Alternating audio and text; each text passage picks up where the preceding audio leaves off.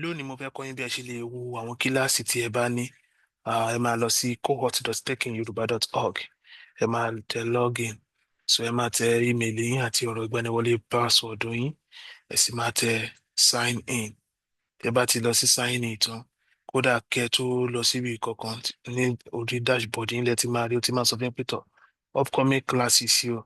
Ó máa sọ fún yín pé tọ̀ ọjọ́ báyìí báyìí ní báyìí báyìí pẹ̀lú link tẹ bá tẹ join session yẹn báyìí, tó bá jẹ́ pé kíláàsì náà ti bẹ̀rẹ̀ ó máa gbé yín lọ sí ibi tẹ́ ti máa ṣe kíláàsì náà. Tó bá dẹ̀ jẹ́ pé bóyá ààyè ò ní sí fún yín láti darapọ̀ mọ́ kíláàsì náà, ibì kan wà tí a ń pè ní request excuse. Mo máa ṣàlàyé nípa rẹ̀ ní àwọn fọ́nrán tí mo bá ṣe lọ́jọ́ iwájú. Ẹ já lọ sí nǹkan tí a wá ṣe lónìí. Ẹ máa lọ sí sessions ní apá níbi navigation yín yìí. Ẹ bá ti tẹ sessions, ẹ ti máa rí, ó ti máa gbé upcoming session, ó tún máa gbé gbogbo àwọn sessions yìí náà wá tí bóyá eléyìí tẹ́ ṣe kọjá àti àbí eléyìí tẹ́ ní òní. Tẹ́ bá fẹ́ ṣe kí ni, tẹ́ bá fẹ́ darapọ̀ mọ́ bóyá kíláàsì náà ti bẹ̀rẹ̀, bẹ́ẹ̀ ṣe máa ṣe náà nìyí.